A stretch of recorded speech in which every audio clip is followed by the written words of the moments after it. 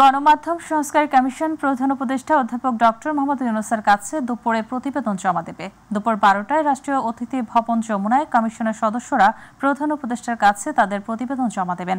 Media সংস্কার commission তাদের প্রতিবেদন জমা দেওয়ার পর দুপুর 1টায় যমুনার বাইরে এক প্রেস ব্রিফিং অনুষ্ঠিত হবে। গত বছরের 18 নভেম্বর জ্যেষ্ঠ সাংবাদিক কামাল আহমেদকে প্রধান করে গণমাধ্যম সংস্কার কমিশন গঠনের জন্য সিদ্ধান্ত নেয় সরকার। রাষ্ট্র সংস্কারের রাজনৈতিক দলগুলোর সঙ্গে আনুষ্ঠানিক সংলাপ শুরু করেছে জাতীয় ঐক্যমত্য কমিশন। আজ খেলাফতে মজলিসের সঙ্গে সংলাপে বসেছে কমিশন। স্বাগত বক্তব্যে জাতীয় ঐক্যমত্য কমিশনের সহসভাপতি ও সংবিধান সংস্কার কমিশনের প্রধান আলী রিয়াজ বলেন, সংস্কার নিয়ে সব বিষয়ে সব পক্ষের মধ্যে ঐক্যমত্য নিয়ে আসতে পারে এই আলোচনা। এ সময় খেলাফতে মজলিসের মহাসচিব ডক্টর অধ্যাপক আব্দুল কাদের বলেন, সংস্কারের বিষয়ে কিছু দ্বিমত থাকার বিষয়গুলোতে এই বৈঠকের মাধ্যমে ঐক্যমত্য আসবে, জাতির এগিয়ে যাবার পথ খুলবে।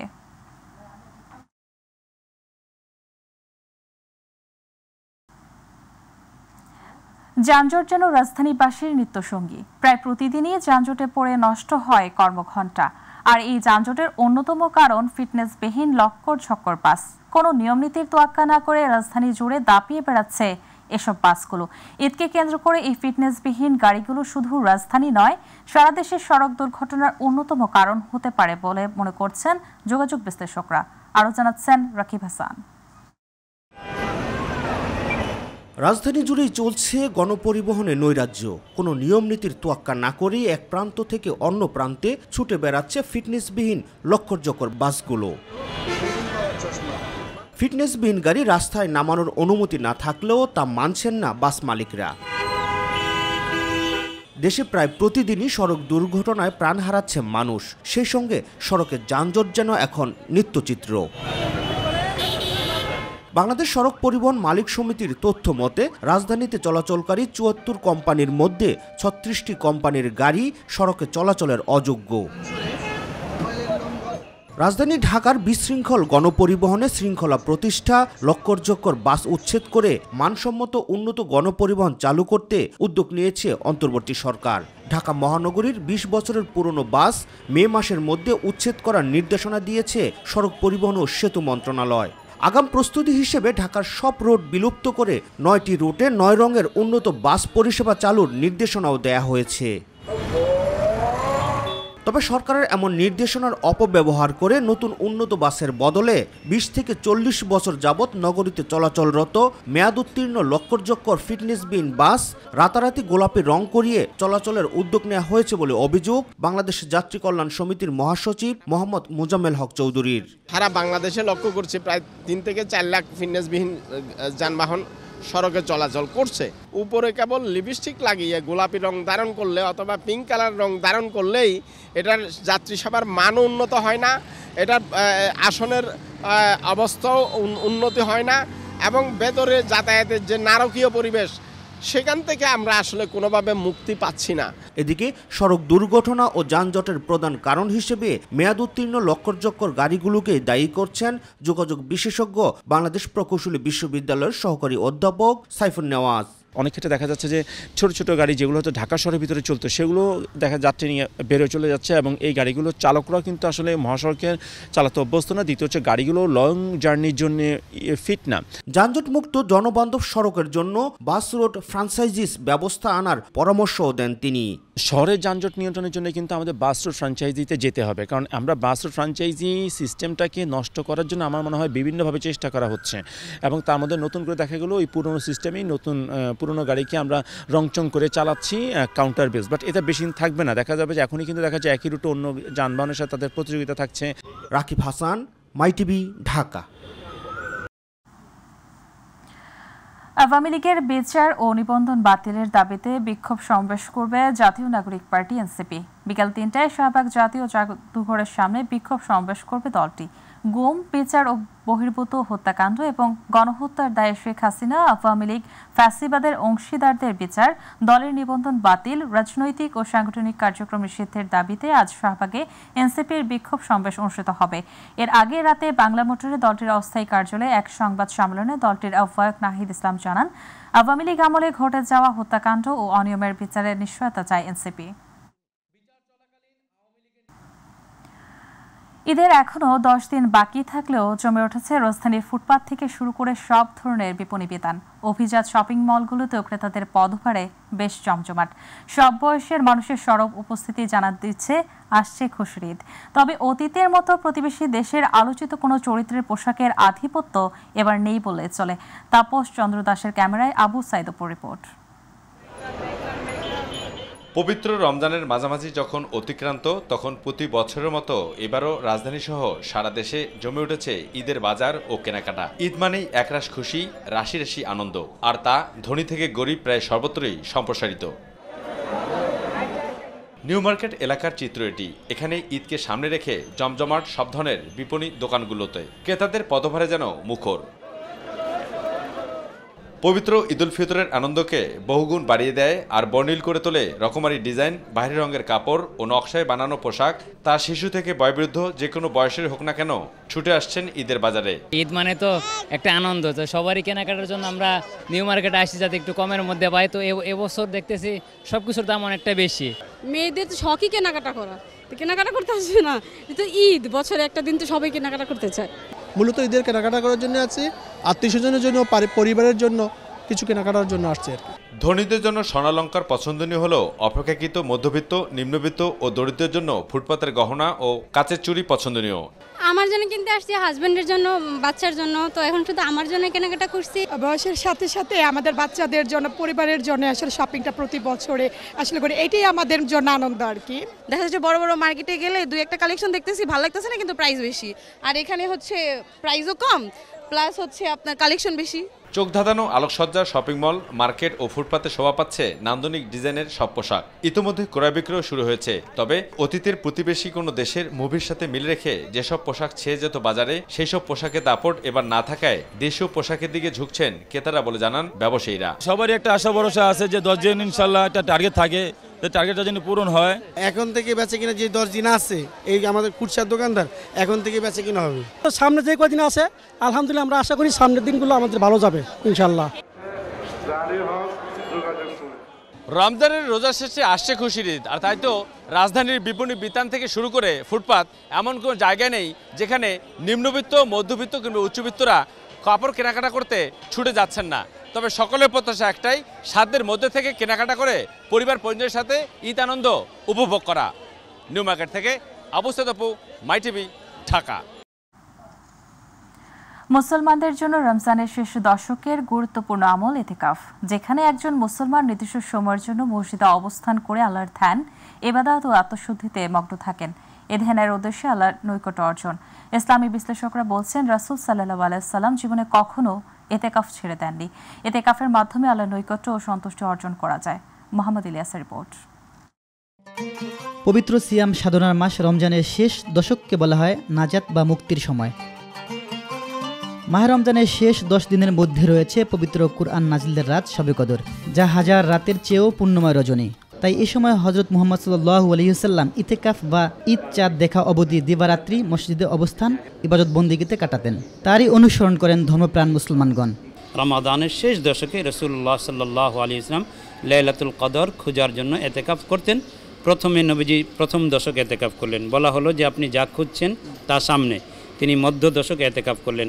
বলা হলো জিবরিল আলাইহিস সালাম বললেন যে আপনি যা খুঁজতেছেন তা আরও সামনে আছে। তখন রাসূল সাল্লাল্লাহু আলাইহি ওয়াসাল্লাম বললেন, তাহাররাউ লাইলাতুল কদরি ফিল ভিতরি মিনাল আশরিল আওয়াখিরি মিন রমাদান, তোমরা লাইলাতুল কদরকে রমজানের বেজুর রজনীতে খুঁজো। এবং লাইলাতুল কদর খোঁজার জন্যই মূলত এই ইতিকাফ রাসূল সাল্লাল্লাহু আলাইহি ওয়াসাল্লাম করতেন। কুরআন হাদিসের বর্ণনা অনুযায়ী রমজান মাস হলো আল্লাহ তাআলার আনুগত্য ও ইবাদতের বসন্তকাল এবং ক্ষমা ও জাহান্নাম থেকে মুক্তির মৌসুম। আর রমজানের শেষ দশকের ইতিকাফ আল্লাহ তাআলার পক্ষ থেকে একটি মহা উপহার। এই এতেকাফ এত গুরুত্ব, নবী আলাইহিস সালাতু ওয়াস সালাম উনি রাষ্ট্রপ্রধান হওয়ার পরেও উনি কোনো বছর এতেকাফ মিস করেননি। যদি এক বছর কোনো কারণে মিস হয়েছে, সেটা পরের বছর আবার কাজা করে দিয়েছেন। ফজিলত হলো দুনিয়ার সকল ব্যস্ততা থেকে ত্যাগ করে আমরা শুধুমাত্র আল্লাহর সন্তুষ্টির জন্য আমরা এতেকাফে আসি, এতে আল্লাহ পাকের নৈকট্য লাভ হয়, আল্লাহর সাথে সম্পর্ক হয়। ইসলামী বিশেষজ্ঞগণের মতে একটি সমাজে যদি একজনও মসজিদে ইতিকাফ না করেন, তাহলে সেই সমাজে সবার উপর দায় বর্তাবে। মহল্লা এক মসজিদে আমরা যে কত মুসল্লি নামাজ আদায় করি, মহল্লাবাসীর পক্ষে যদি মুষ্টিময় কিছু লোক এই সুন্নাহ কাজ আদায় করে, ইবাদত আদায় করে, তাহলে সকলের পক্ষ থেকে আদায় হয়ে যাবে। তবে কাজটা সুন্নতে মুআক্কাদা। সবারই প্রার্থনা আত্মশুদ্ধি এবং আল্লাহর সন্তুষ্টি আসুক সিয়াম সাধনায়। মোহাম্মদ ইলিয়াস, মাই টিভি, ঢাকা। আবহাওয়া অনুকূলে থাকায় এবছর কুমিল্লার চান্দিনায় বাঙ্গির বাম্পার ফলন হয়েছে। রোজায় ফলন উঠায় ভালো দাম পাচ্ছেন কৃষক। দেশের বিভিন্ন স্থানের পাইকাররা ভিড় করছেন অস্থায়ী হাটে। প্রতিনিধি শাহজালাল সরকার সাজু রিপোর্ট জানাচ্ছেন শামস তাবরিজ উচ্ছ্বাস। যেদিকে চোখ যায় সেখানেই চৈত্রের মৌসুমি ফল বাঙ্গির সমারোহ। কুমিল্লার চান্দিনা উপজেলার মাধাইয়া ও মহিচাইল ইউনিয়নে ব্যাপক হারে চাষ হয়েছে বাঙ্গির। কম বিনিয়োগ ও আবহাওয়া অনুকূলে থাকায় ভালো ফলনে খুশি বাঙ্গি চাষিরা। চৈত্রের মৌসুমি ফল বাঙ্গি পাশাপাশি রমজান মাস থাকায় উৎপাদিত ফসল বাজারে আনতে পারায় ভালো দাম পাচ্ছেন কৃষকেরা। আমরা মাঠ থেকে প্রায় 1.5 কিলোমিটার দূর থেকে আমরা এখানে বাঙ্গিগুলো নিয়ে আসি, পাকা বাঙ্গিগুলো তো ওনারা এখান থেকে নিয়ে যায়। মাতলা আসছে মাতলব থেকে ভাঙ্গি নেওয়ার জন্য। ভাঙ্গি বেচা 2-4-10 টাকা রুজি করে বাল বাচ্চা নিয়ে খাই।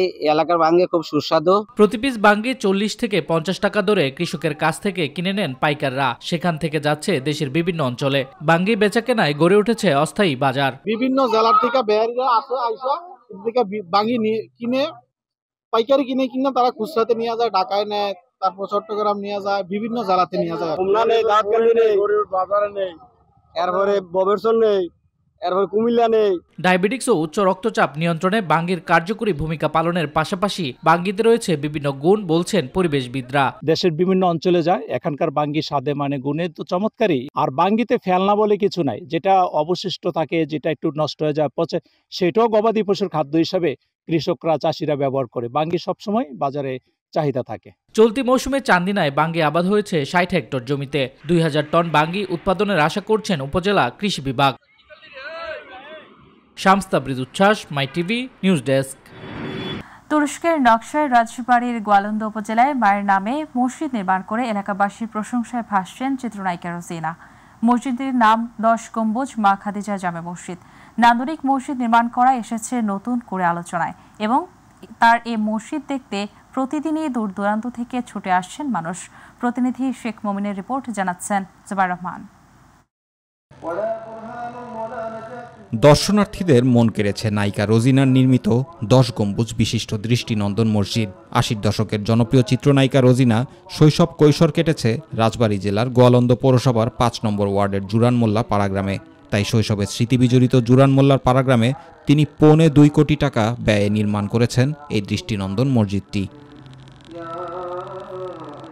তুরস্কের নকশায় করা মসজিদটির নাম দিয়েছেন তার মায়ের নামে, 10 গম্বুজ মা খাদিজা জামে মসজিদ। বোধনের পর থেকেই ইসলামের আলো ছড়াচ্ছে এই 10 গম্বুজ বিশিষ্ট দৃষ্টিনন্দন মসজিদটি। প্রতিদিন 5 ওয়াক্ত নামাজ, কোরআন তেলাওয়াত ও ছোট ছোট শিশুদের কোরআন শিক্ষা দেওয়া হয় এই মসজিদে। আমাদের যে ইয়াং জেনারেশন যে পোলাপানগুলো আছে, এরা নামাজমুখী হয়েছে, মসজিদমুখী হয়েছে। সবার জন্য একটা উপকারিতা নামাজ পড়ার জন্য। তো আমাদের কাছে আমাদের নিকে অনেকটা সুযোগ সুবিধা ভালো হয়েছে। মসজিদের সামনে রয়েছে 2টি বড় মিনার, রয়েছে ছোট বড় 10টি গম্বুজ। মসজিদটি নির্মাণে ব্যবহার করা হয়েছে টাইলস, পাথর ও নানা কারুকার্য। অসাধারণ নির্মাণশৈলী, মসজিদের রং, আলোকসজ্জা, এর অবস্থান দূর থেকেই কাছে টানে দর্শনার্থী ও মুসল্লিদের। বিকেল থেকে রাত পর্যন্ত মসজিদের ভেতর ও বাহিরে থাকে অসাধারণ আলোকসজ্জা। আমি মনে করি সুন্দর একটা মহৎ উদ্যোগ। এই মসজিদটা দেখার জন্য আর কি বিভিন্ন প্রান্ত থেকে বিভিন্ন ধরনের মানুষ আসে। ওনার এই উদ্যোগে আমরা খুবই খুশি। এখানে 10টা গম্বুজ বসানো হয়েছে, দেখতে মাশাআল্লাহ অনেক সুন্দর লাগে।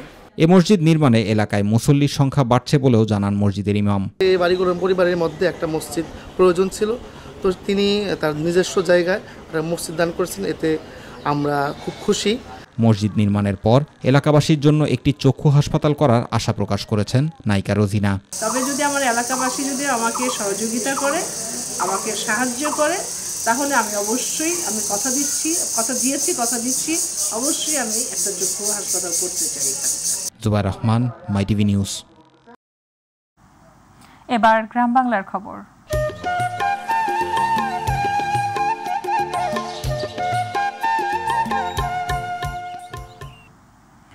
কুমিল্লা মেডিকেল কলেজ হাসপাতালে ভুল চিকিৎসায় পারুল বেগম নামের এক নারীর মৃত্যুর অভিযোগ উঠেছে। মৃত্যুর অভিযোগ করায় মৃত ব্যক্তির স্বজনদের ওপর হামলা করা হয়। এই খবর সংগ্রহ করতে গিয়ে হামলার শিকার হয়েছেন 4 সাংবাদিকও। শুক্রবার একদল ইন্টার্ন চিকিৎসক ও মেডিকেল ছাত্ররা এই হামলা করেছে বলে অভিযোগ করেছেন মৃত ব্যক্তির স্বজন ও আহত সাংবাদিকরা। হামলাকারীরা তাদের মারধর করে ক্যামেরা ও মোবাইল ফোন ভেঙে ফেলে। খবর পেয়ে পুলিশ ও সেনাবাহিনীর সদস্যরা ঘটনাস্থলে পৌঁছে আহত সাংবাদিকদের উদ্ধার করে কুমিল্লা জেনারেল হাসপাতালে ভর্তি করেন। এই ঘটনার নিন্দা জানিয়ে দ্রুত বিচারের দাবি জানান সাংবাদিক নেতারা।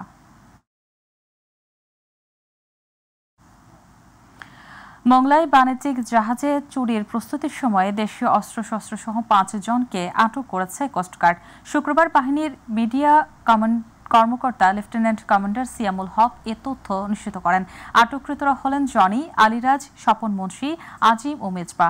কোস্টগার্ড জানায় শুক্রবার বাণিজ্যিক জাহাজে চুরির উদ্দেশ্যে কয়েকজন মোংলা হতে হাড়বাড়িয়ার দিকে যাওয়ার প্রস্তুতি নিচ্ছে বলে খবর পাওয়া যায়। এ তথ্যের ভিত্তিতে বিকেলে কোস্টগার্ড পশ্চিম জোনের একটি দল মোংলার ভদ্রা ফরেস্ট অফিস সংলগ্ন এলাকায় অভিযান চালায়। এ সময় সন্দেহজনক একটি বোটে তল্লাশি চালিয়ে 9 পিস ইয়াবা, আনুমানিক 25 গ্রাম গাঁজা, 12টি দেশীয় অস্ত্রশস্ত্র সহ 5 জনকে আটক করা হয়। বাহিনীটি আরও জানায় জব্দকৃত আলামত সহ আটককৃতদের মোংলা থানায় হস্তান্তর করা হবে।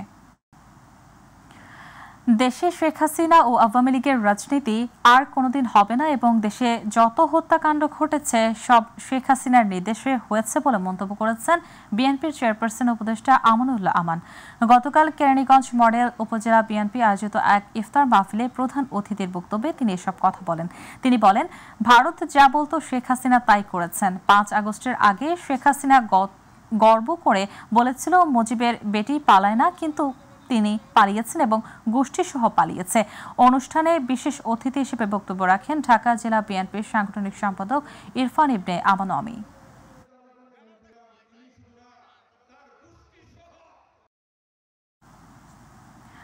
বিএনপির কেন্দ্রীয় কমিটির সাংগঠনিক সম্পাদক শামা ওবায়দ ইসলাম রিঙ্কু অন্তর্বর্তী সরকারের প্রতি আহ্বান জানিয়ে বলেছেন, আপনারা দেশের একটি ক্রান্তির সময় দায়িত্ব নিয়েছেন। সবাই চায় আপনারা সফল হন, কিন্তু আপনাদের সফলতা তখনই হবে যখন আপনারা সংস্কার প্রক্রিয়ার সঙ্গে সঙ্গে একটি সুষ্ঠু নির্বাচনের ব্যবস্থা করবেন।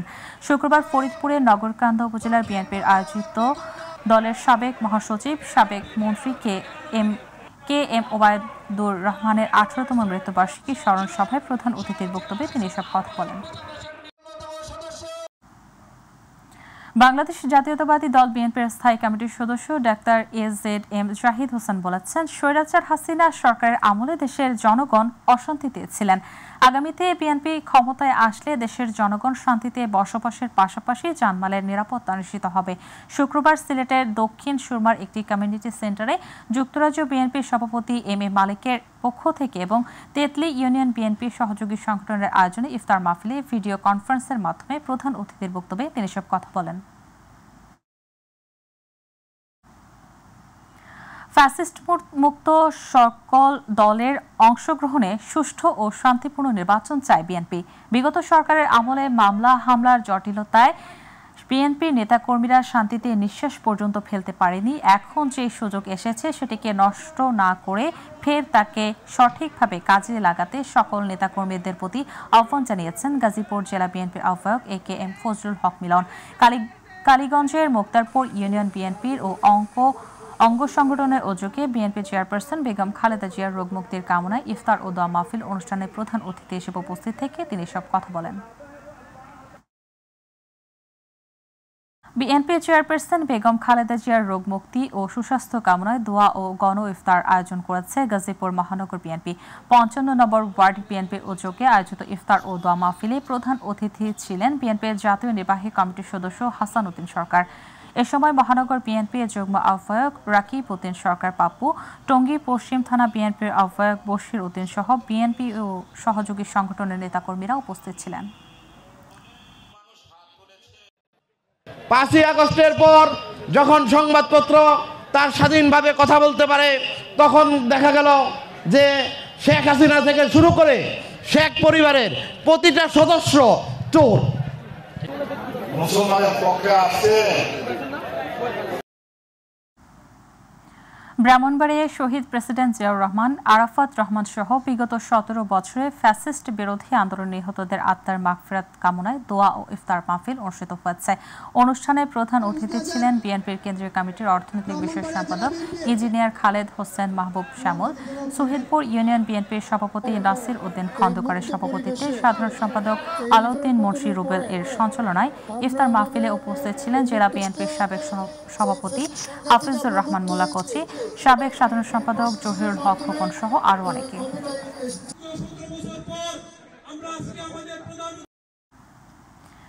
নরসিংদীর বেলাবতে বিএনপির ইফতার ও দোয়া মাহফিল হয়েছে। বিএনপির নির্বাহী কমিটির স্বেচ্ছাসেবক বিষয়ক সহ সম্পাদক আব্দুল কাদের ভূঁইয়া জুয়েলের তত্ত্বাবধানে আমলাব ইউনিয়ন বিএনপির ও অঙ্গ সংগঠনের আয়োজনে ইফতার ও দোয়া মাহফিল করা হয়। আমলাব ইউনিয়ন সাবেক চেয়ারম্যান আবুল কালাম আজাদের সভাপতিত্বে প্রধান অতিথি ছিলেন নরসিংদী জেলা বিএনপির সাবেক প্রচার সম্পাদক মঞ্জুর মোর্শেদ। প্রধান আলোচক ছিলেন স্বেচ্ছাসেবক দল কেন্দ্রীয় কমিটির সাবেক সদস্য এস.এম. শোয়েবাল হোসেন। বিশেষ অতিথি ছিলেন উপজেলা বিএনপির যুগ্ম আহ্বায়ক সর্দার জাকির হোসেন, উপজেলা বিএনপির সাবেক সাংগঠনিক সম্পাদক এস.এম. শাহজাহান, উপজেলা স্বেচ্ছাসেবক দলের আহ্বায়ক কায়েস মিয়া। বাংলাদেশের জাতীয়তাবাদী যুবদলের কেন্দ্রীয় নির্দেশনায় অসহায় দুস্থ প্রতিবন্ধীদের নিয়ে ইফতার মাহফিল করেছেন গাজীপুর মহানগর যুবদল। টঙ্গী পূর্ব থানায় যুবদলের আয়োজনে আহ্বায়ক আকবর হোসেন ফারুকের সভাপতিত্বে ও সদস্য সচিব নাজমুল হোসেন মন্ডলের সঞ্চালনে মাহফিলে প্রধান অতিথি ছিলেন মহানগর যুবদলের আহ্বায়ক সাজিদুল ইসলাম। এ সময় মহানগর যুবদলের সদস্য সচিব মাহমুদ হাসান রাজু সহ বিভিন্ন ওয়ার্ডের নেতৃবৃন্দরা উপস্থিত ছিলেন।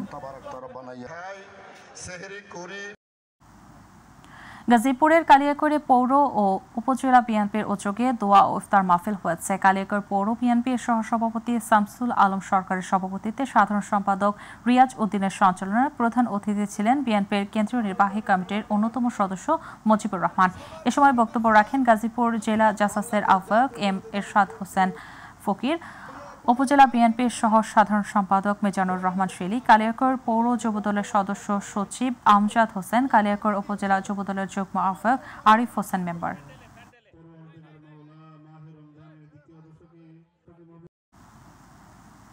পবিত্র মাহে রমজান উপলক্ষে রাজবাড়ীর গোয়ালন্দ উপজেলা ও পৌর বিএনপি অঙ্গ সংগঠনের যৌথ উদ্যোগে ইফতার ও দোয়া মাহফিল হয়েছে।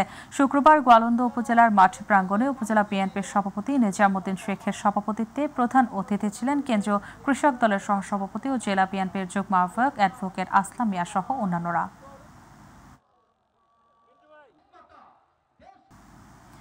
ভোলার শশীভূষণ প্রেস ক্লাবে ইফতার ও দোয়া মাহফিল হয়েছে। গতকাল আয়োজিত ইফতার মাহফিলে শশীভূষণ প্রেস ক্লাব সাধারণ সম্পাদক মিজানুর রহমান সোহেলের সঞ্চালনায় প্রেস ক্লাব সভাপতি কামরুজ্জামান শাহিনের সভাপতিত্বে প্রধান অতিথি ছিলেন শশীভূষণ থানার ভারপ্রাপ্ত কর্মকর্তা ওসি তারিক হাসান রাসেল।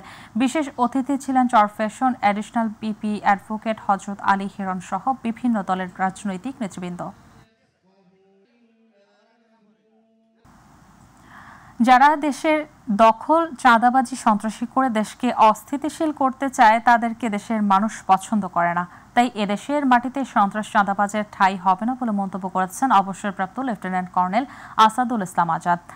গতকাল টাঙ্গাইলের ধনবাড়ির পৌর এলাকায় রূপশান্তি এলাকায় ইফতার মাহফিলে প্রধান অতিথির বক্তব্যে তিনি এসব কথা বলেন। এ সময় স্থানীয় বিএনপি নেতা তারা মিয়া, সাবেক ইউপি সদস্য আবুল কালাম আজাদ, মঞ্জু ফকির, মধুপুর উপজেলা বিএনপির সাবেক যুগ্ম আহ্বায়ক আবুল কালাম আজাদ উপস্থিত ছিলেন।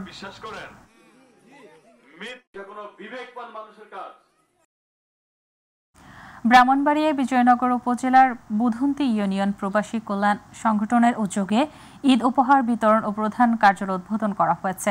শুক্রবার ইসলামপুর আলহাজ কাজী Rafiqul Islam school and college প্রাঙ্গণে আয়োজিত অনুষ্ঠানে প্রধান অতিথি ছিলেন কাজী শফিকুল ইসলাম কলেজের অধ্যক্ষ হাফেজ শফিকুর রহমান। সংগঠনের সভাপতি নুরুল আমিন খানের সভাপতিত্বে বিশেষ অতিথি ছিলেন অধ্যক্ষ ইমরান খান। বিজয়নগর উপজেলা বিএনপির আহ্বায়ক কমিটির সদস্য মুন্সি আসাদুজ্জামান আসাদ উপস্থিত ছিলেন। বিএনপির ভারপ্রাপ্ত চেয়ারম্যান তারেক রহমানের নির্দেশে অসহায় ও শ্রমজীবী মানুষের মাঝে ইফতার বিতরণ করেছে গোপালগঞ্জ বিএনপি। শুক্রবার শহরের পুরাতন লঞ্চঘাট এলাকায় 5 শতাধিক অসহায় ও শ্রমজীবী মানুষের হাতে বিএনপি ও তার সহযোগী সংগঠনের নেতৃবৃন্দ ইফতার বিতরণ করেন। এ সময় জেলা বিএনপির আহ্বায়ক শরীফ রফিক ও জামান সহ আর অনেকে উপস্থিত ছিলেন। ময়মনসিংহে গাজায় ইসরায়েলের বর্বর হামলার প্রতিবাদে বিক্ষোভ মিছিল করেছে বাংলাদেশ জামাতে ইসলামী মহানগর শাখা। নগরীর রেলওয়ে কৃষ্ণচূড়া চত্বর থেকে বিক্ষোভ মিছিলটি বের হয়ে নগরীর বিভিন্ন সড়ক প্রদক্ষিণ করে টাউন হল মোড়ে গিয়ে শেষ হয়। মিছিলে নেতৃত্ব দেন মহানগর জামাতের আমির মাওলানা কামরুল আহসান ইমরুল, নায়েবে আমির আসাদুজ্জামান সোহেল, সেক্রেটারি অধ্যাপক শহীদুল্লাহ কায়সার, সাংগঠনিক সম্পাদক অধ্যাপক আল হেলাল তালুকদার সহ অন্যান্যরা। ফিলিস্তিনের যুদ্ধবিরতি চুক্তি লঙ্ঘন করে ইসরায়েল কর্তৃক নারী, পুরুষ ও শিশু কিশোরকে হত্যা এবং গাজায় নির্মম গণহত্যার প্রতিবাদে পটুয়াখালীতে বিক্ষোভ সমাবেশ করেছে ইসলামী ছাত্র শিবির। শুক্রবার জেলা ছাত্রদল শিবিরের আয়োজনে শহরের বনানী মোড় থেকে বিক্ষোভ মিছিল বের করা হয়। মিছিলটি শহরের বিভিন্ন সড়ক প্রদক্ষিণ করে তিতাস মোড়ে এসে পথসভার মাধ্যমে শেষ হয়। এতে বক্তব্য রাখেন বরিশাল মহানগর শিবিরের সাবেক সভাপতি আব্দুল্লাহ আল নাহিয়ান, সাবেক জেলা সভাপতি রফিকুল ইসলাম বাশার, জেলা সভাপতি রাকিবুল ইসলাম নূর, সেক্রেটারি তামিম হাসান।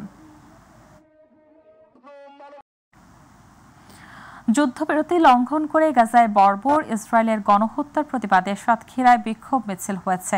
সাতক্ষীরা শহর শিবিরের আয়োজনে শুক্রবার খুলনা রোড মোড়স্থ আফিস চত্বর থেকে বিক্ষোভ মিছিলটি শুরু হয়ে নিউ মার্কেট মোড়ে গিয়ে শেষ হয়।